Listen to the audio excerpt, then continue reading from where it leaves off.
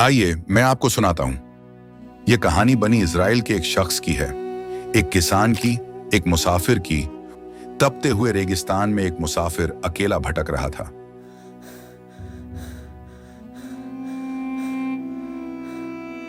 होंठ सूख चुके थे, जिस्म कमजोर हो चुका था और हर कदम पिछले से ज्यादा भारी लग रहा था। तभी अचानक उसकी नजर आसमान की तरफ गई। वहां एक अकेला काला बादल तैर रहा था और जहां जहां वो जाता वहीं बारिश होती। लेकिन अजीब बात यह थी कि बारिश सिर्फ एक ही जगह हो रही थी। रेगिस्तान के बीच हरी भरी जमीन का टुकड़ा, जैसे मौत के दरिया में जिंदगी की नन्ही झलक। मुसाफिर उस बारिश का पीछा करता हुआ उस बाग तक पहुंचा। वहां उसने देखा कि एक बुजुर्ग किसान अपने नंगे हाथों से मिट्टी खोद रहा था और पौधों को पानी दे रहा था। उसके कपड़े मिट्टी से सने हुए थे, लेकिन चेहरा सुकून और नूर से भरा हुआ था। मुसाफिर ने हैरान होकर पूछा, "यह बादल सिर्फ तुम्हारे पीछे क्यों आता है? यह तुम्हारी जमीन पर ही क्यों बरसता है?" किसान मुस्कुराया और नम्रता से बोला, "मैंने अल्लाह से एक वादा किया है।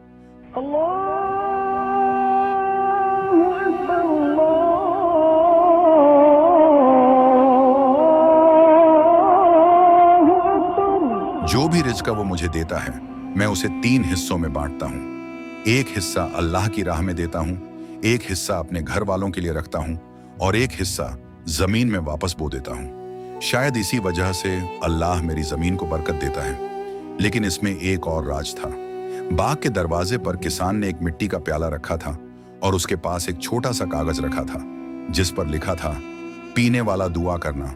कई मुसाफिर वहां से गुजरे, किसी ने ध्यान नहीं दिया, किसी ने मुस्कुराकर देख लिया, मगर एक मासूम बच्चा उस कागज को पढ़कर ठहर गया।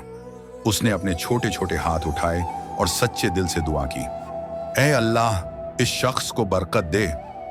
दुनिया के आलिम और दानिश्वर भी समझ नहीं पाए कि सिर्फ उसी खेत पर क्यों बारिश हो रही है, लेकिन हकीकत ये थी, ये इल्म नहीं था, ये था इखलास, खैरात और दुआ का असर। और इस तरह मुसाफिर ने जाना कि सिर्फ एक प्याला पानी, सिर्फ एक छोटा नेक काम इंसान की तकदीर बदल सकता है।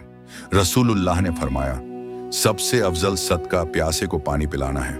याद रखिए, आपका छोटा सा अमल, आपकी छुपी हुई दुआ, शायद वही वजह बने कि अल्लाह आपकी जिंदगी में रहमत के बादल भेज दे।